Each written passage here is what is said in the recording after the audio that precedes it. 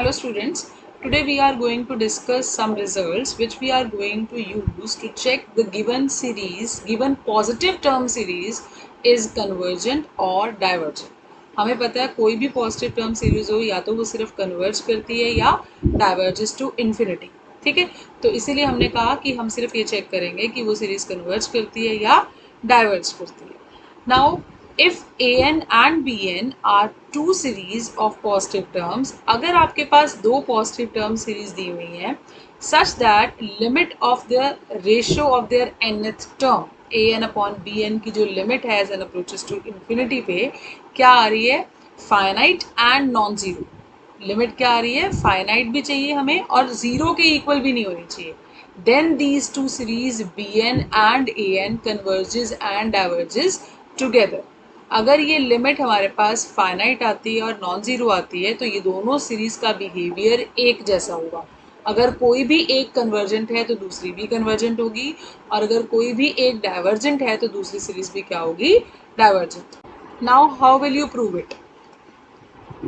सबसे पहले हमें गिवन क्या है कि limit n approaches to infinity of A n by b n is equals to L which is finite and non zero. And these two series an and bn both are positive term series. So obviously an is greater than equal to 0 for all n and bn is also greater than equal to 0 for all n. अगर ये दोनों ही greater than equal to 0 हैं for all n, then obviously an upon bn is also greater than equal to 0 for all n. जब ये सारे number positive हैं तो इसका मतलब क्या हुआ, इसकी लिमिट भी क्या आएगी, इसकी लिमिट जो है L वो भी क्या आएगी greater than equal to 0. But it is given to you that L is finite and non zero. इसका मतलब जो L है वो ग्रेटर देन इक्वल टू 0 होना चाहिए, but it is given to you that it is non zero. It means L should be greater than 0. Fine. Now we apply the definition of this. Limit n approaches to infinity of A N upon B n is equals to L. इसका मतलब क्या है कि हर एक epsilon के corresponding there exist a natural number m such that for all n is greater than equal to m, an upon bn minus L is less than epsilon. ठीक है, हमने सिर्फ लिमिट की डेफिनेशन अप्लाई कर दी कि हर एप्सिलॉन के कॉरस्पॉन्डिंग एक नेचुरल नंबर मिल जाएगा such that for all n is greater than equal to m, an upon bn minus L का modulus should be less than epsilon. Fine. It means that an upon bn lies between L minus epsilon to L plus epsilon. Fine. For all n is greater than equal to m. Now what this implies? bn हमारे पास क्या है, bn एक positive term series थी, so bn is greater than equal to 0. So अगर मैं पूरी inequality को bn से मल्टीप्लाई कर दूँ तो what I will get? I'll get L minus epsilon into Bn is less than An is less than L plus epsilon times Bn for all n is greater than equal to m. So L minus epsilon and L plus epsilon, they are finite values. ठीक है, तो it means what I get. If I suppose this is equals to small k and this is equals to capital K, then what I get? K times Bn is less than An is less than capital K times Bn for all n is greater than equal to m. In our last lecture, we have done a result that if an and bn both are positive term series and they satisfy this condition for all n is greater than equal to some finite number, then behavior of this two series is same.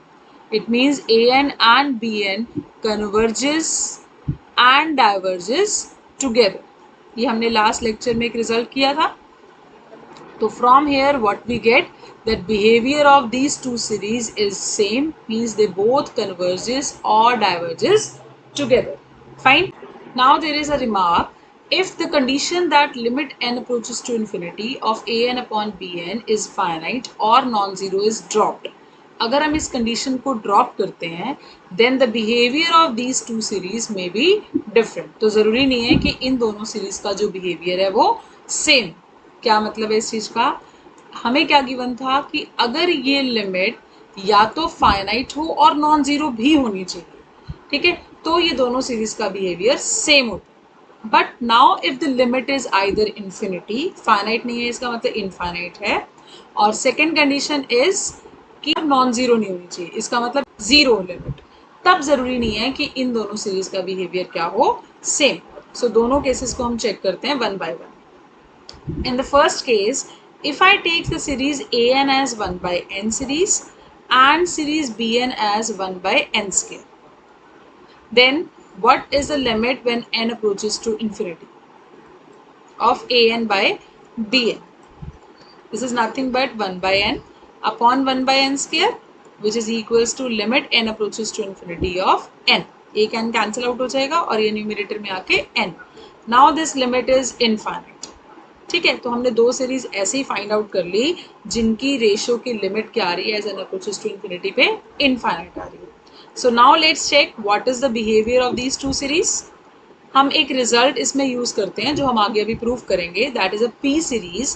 P series क्या कहती है, sigma 1 by n raise to power p is convergent. ये series converge करती है if p is greater than 1 and if p is less than equal to 1, then this series diverges. Fine. So using this result, what we can say here, यहाँ पर bn में p कितना है 2, तो obviously bn series converges.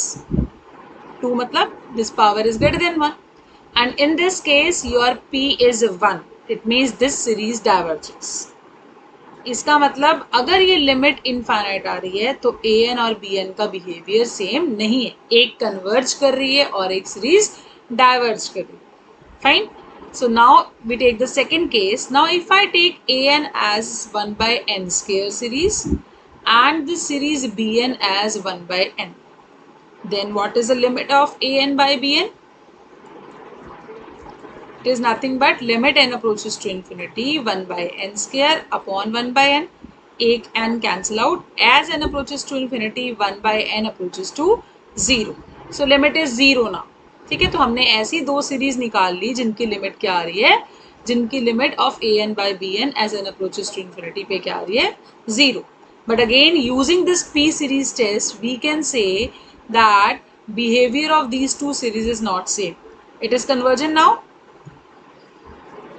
and bn series is divergent. ठीक है, so it means अगर हम इस लिमिट की फाइनाइटनेस या नॉन जीरो होने की कंडीशन में से किसी को भी ड्रॉप करते हैं, in that case the behaviour of these two series is not same. Fine. Now let's see what will happen if the limit of this an upon bn as n approaches to infinity is either 0 or infinity. हमने ये case तो कर लिया कि अगर limit finite हो या non zero हो तो उस केस में दोनों सीरीज का बिहेवियर सेम होता है, बट लिमिट जीरो भी आ सकती है और इन्फिनिटी भी आ सकती है. अगर लिमिट जीरो आ रही है एंड बी एन सीरीज जो है वो क्या है, कन्वर्जेंट है, तब हम ये कह सकते हैं कि जो ए एन सीरीज है वो भी क्या होगी, कन्वर्जेंट.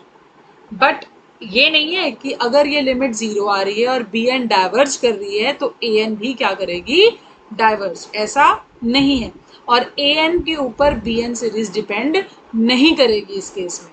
फाइन. सिर्फ क्या होगा, अगर इसकी लिमिट जीरो आ रही है तो अगर लोअर वाली सीरीज कन्वर्ज कर रही है, डिनोमिनेटर वाली सीरीज कन्वर्ज कर रही है, तो न्यूमरेटर वाली सीरीज भी क्या करेगी, कन्वर्ज. बट अगर बी एन सीरीज डाइवर्ज करती है तो we can't say anything about the divergence और convergence of A N. Similarly अगर ये लिमिट हमारे पास इन्फिनिटी आती है तो उस केस में भी ऐसा नहीं है कि दोनों का बिहेवियर सेम होगा. उस केस में अगर लोअर वाली सीरीज डाइवर्ज करती है तो अपर वाली सीरीज भी क्या करेगी, डाइवर्ज. डिनोमिनेटर में जो सीरीज है अगर वो डाइवर्ज करती है तो न्यूमरेटर वाली सीरीज भी क्या करेगी, diverge. When this a N upon B n limit n approaches to infinity is infinity.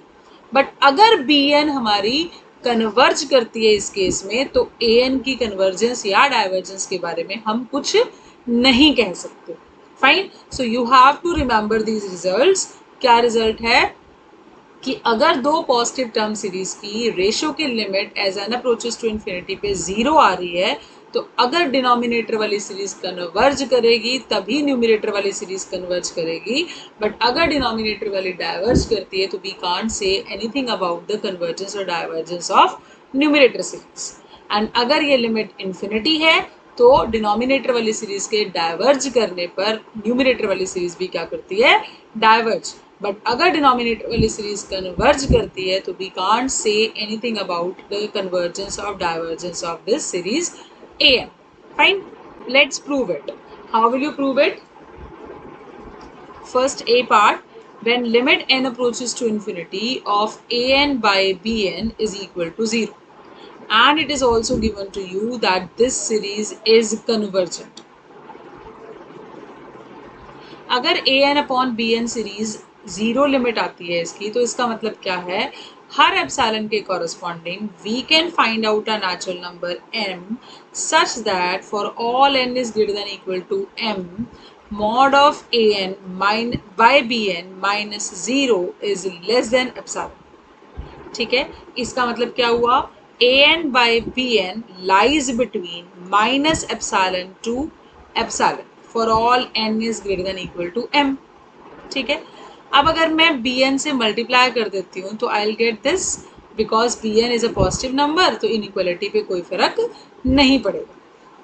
अब हम जो हमने रिजल्ट किया था k times b n is less than a n is less than capital K times b n for all n is greater than equal to m, अगर ये result hold करता है देन इन दोनों series का behaviour क्या था, same. ये result यहाँ डायरेक्टली अप्लाई नहीं कर सकते. क्यों? क्योंकि ये जो स्मॉल के और कैपिटल के बोथ नंबर्स थे they must be positive numbers, but here what is the multiple, that is a minus epsilon, ठीक है, which is negative number. So we can't directly apply this result, but we can use this part only. ठीक है, from here we can use this part. According to this what we get, an is less than epsilon times bn for all n is greater than equal to m. It means अगर अपर वाली series converge करती है तो obviously ये वाली series भी क्या करेगी, कन्वर्ज. फाइन, तो इट मीन्स अगर बी एन कन्वर्जेंट है तो सीरीज ए एन भी क्या करेगी, converge. And this you have to prove. Now we take the second part, that is if limit n approaches to infinity of an by bn is infinite and bn series is divergent. Now apply the definition of this. क्या करेंगे इसमें हम, इसकी definition क्या कहती है कि हम कितने भी बड़े से बड़ा नंबर ले लें k, इसके corresponding we can find out a natural number m such that an upon bn is greater than k for all n is greater than equal to m. ठीक है, तो इसका मतलब अब an जो है वो भी पॉजिटिव है और bn भी पॉजिटिव है, सो मल्टीप्लाई बाय bn. ठीक है, इस इनइक्वालिटी को bn से मल्टीप्लाई कर दिया. It means this result holds. Now अगर हमारी ये सीरीज डाइवर्ज करती है तो इससे अबव वाली सीरीज भी क्या करेगी, डाइवर्ज. इट मीन्स हमें गिवन है बी एन सीरीज क्या है, divergent, therefore this series will also diverge, और हमें यही प्रूफ करना था. फाइन.